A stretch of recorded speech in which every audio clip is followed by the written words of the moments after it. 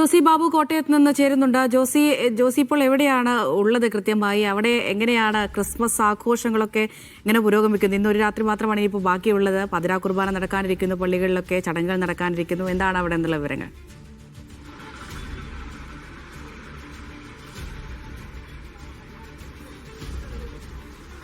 അമൃത, ഞാനിപ്പോൾ കോട്ടയം മാർക്കറ്റിലാണ് നിൽക്കുന്നത്. വലിയ തിരക്ക് അനുഭവപ്പെടുന്നുണ്ട്. കോട്ടയം മാർക്കറ്റിൽ ക്രിസ്മസ് വിപണി ഉണർന്നു കഴിഞ്ഞിരിക്കുന്നു. ഇന്നും വൈകുന്നേരത്തോടു കൂടി അതിന്റെ ഒരു പാരമ്പര്യത്തിലേക്ക് ക്രിസ്മസ് വിപണിയൊക്കെ എത്തും.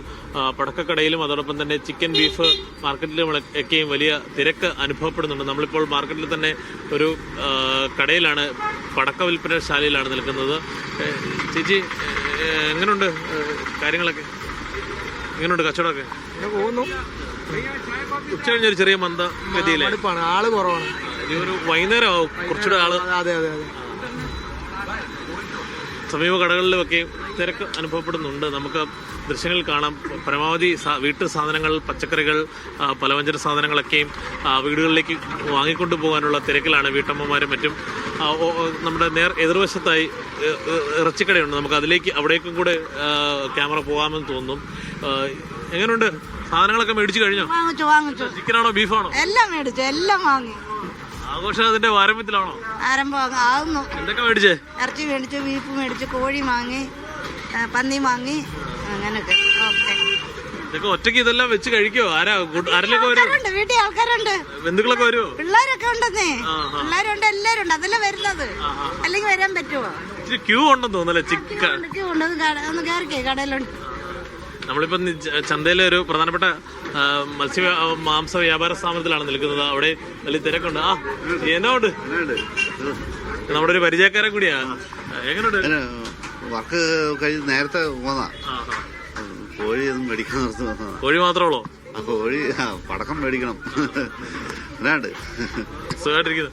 പിന്നെ എങ്ങനെയാ ക്രിസ്മസ് പടക്കമൊക്കെ മേടിച്ചോ? പടക്കം മേടിച്ചില്ല, മേടിക്കണം.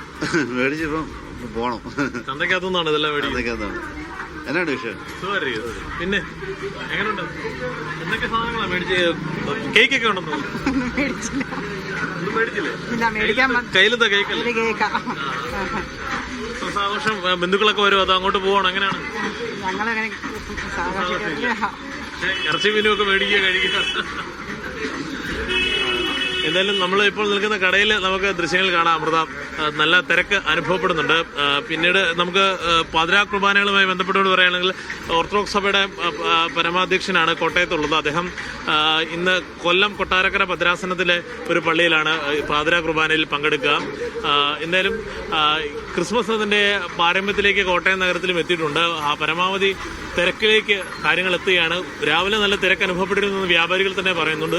ഉച്ചയ്ക്ക് ശേഷം ആ തിരക്ക് അല്പം കുറഞ്ഞു. ഇപ്പോൾ വൈകുന്നേരത്തേക്ക് വീണ്ടും ആ തിരക്ക് അനുഭവപ്പെടുന്നുണ്ട്. അതല്ലെങ്കിൽ നല്ല വ്യാപാരം നടക്കും, കച്ചവടം നടക്കുമെന്നാണ് പ്രതീക്ഷിക്കുന്നത്. തുണിക്കടകളിലും പച്ചക്കറി കടകളിലും അതുപോലെ മത്സ്യ വ്യാപാര സ്ഥാപനങ്ങളിലുമൊക്കെയും സമാനമായ തിരക്കാണ് ഇപ്പോൾ കോട്ടയത്ത് അനുഭവപ്പെടുന്നത്. അമൃത. ശരി, ജോസി ബാബു ആണ് വിവരങ്ങൾ നൽകിയത്.